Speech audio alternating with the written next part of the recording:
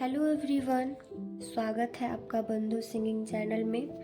तो आज का टॉपिक है कलावंत गीति। कलावंत किसको कहा जाता है और गीति क्या होता है। तो कलावंत की मैं परिभाषा लेके आई हूँ ताकि समझने में कोई दिक्कत न हो, और कलावंत के बारे में मैं बताऊंगी और समझाऊंगी कि कलावंत क्या होता है और गीति क्या होता है। इसको मैं इस पेज पे दर्शाई हूँ ताकि आप लोग को समझने में कोई भी दिक्कत न हो और कोई भी परेशानी न हो, और ताकि आप लोग एक छोटा सा नोट भी बना लें ताकि कोई दिक्कत न हो आगे। तो कलावंत के बारे में आइए हम जानते हैं कि कलावंत क्या होता है। कलावंत आज से कुछ समय पूर्व शास्त्रीय संगीत जगत में ध्रुपद का ही प्रचार था। आज से जो पहले को जो समय था, जैसे प्राचीन भारत, पहले जो गायन होता था, शास्त्रीय संगीत का गायन जो होता था, उसमें सिर्फ ध्रुपद ही गाया जाता था। ना ख्याल था, ख्याल भी नहीं था, ठुमरी भी नहीं था। मतलब ये मानिए कि ख्याल और ठुमरी का जन्म तक नहीं हुआ था। स्वामी हरिदास जी हुए, तानसेन जी हुए, बैजू बावड़ा आदि प्राचीन में जितने सारे संगीतज्ञ थे वो ध्रुपद ही गाते थे। प्राचीन में जितने सारे संगीतज्ञ थे वो ध्रुपद ही गाते थे। प्राचीन काल में कुशल ध्रुपद गायकों को कलावंत कहा जाता था। मानिए कि प्राचीन काल में जो मतलब अच्छे से ध्रुपद गा लेते थे उनको क्या कहते हैं? कलावंत कहते हैं। आमतौर के भाषा में जानिए कि जो भी संगीतज्ञ अच्छे से ध्रुपद गाते हैं या फिर ध्रुपद गाने वाले को हम क्या कहेंगे? कलावंत कहेंगे। क्या कहेंगे? कलावंत कहेंगे। तो कलावंत का टॉपिक समझे आप लोग। अब जानते हैं हम गीति। गीति क्या होता है? अब जानेंगे हम गीति क्या होता है। सबसे पहले हम ये जान लेते हैं कि ध्रुपद की मुख्य 5 शैलियाँ थी। क्या थी? ध्रुपद की मुख्य 5 शैलियाँ थी। क्वेश्चन इस प्रकार आ सकता है कि ध्रुपद की कितनी शैलियाँ थी पहले? तो पहले जो है वो 5 शैलियाँ थी। कौन कौन सा? शुद्ध, भिन्न, गौर, बेसर तथा साधारण। इन गायन शैलियों को गीति कहते हैं।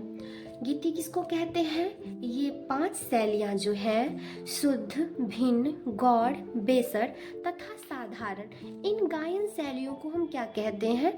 गीति कहते हैं। इन गायन शैलियों को क्या कहते हैं? हम गीति कहते हैं। अब हम जानेंगे अलग अलग, तो पांचों को हम पढ़ेंगे कि पांचों में क्या क्या मुख्य चीज़ें था। सबसे पहले हम ये जान लेते हैं कि संगीत रत्नाकर एक कोई बुक है। संगीत रत्नाकर बुक है। संगीत रत्नाकर में केवल प्रथम 4 गीतियों का समझाया गया है।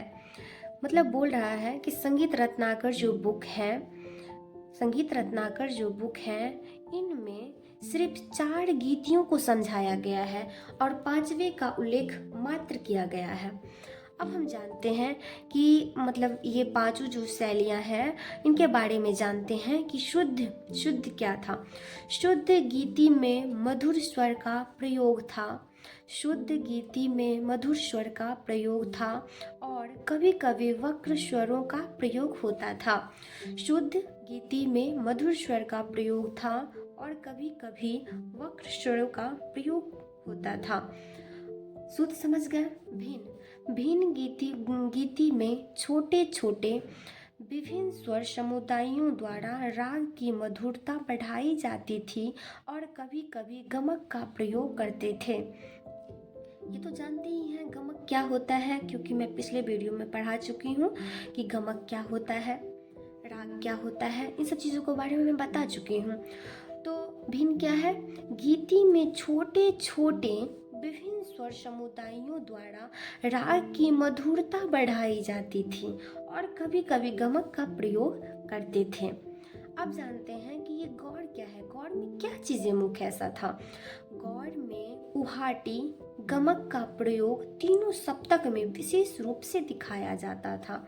गौड़ में उहाटी गमक का प्रयोग तीनों सप्तकों में विशेष रूप से किया जाता था।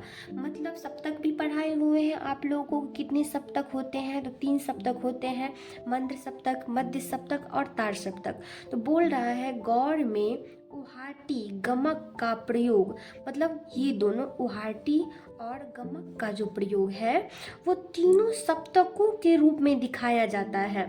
अब जानते हैं हम बेसर।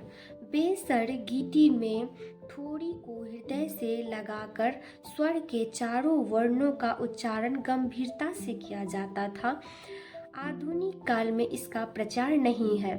बोल रहा है कि बेसर गीति में ठोड़ी को हृदय से लगाकर स्वर के चारों वर्णों का उच्चारण गंभीरता से किया जाता है। आधुनिक काल में इसका प्रचार नहीं है।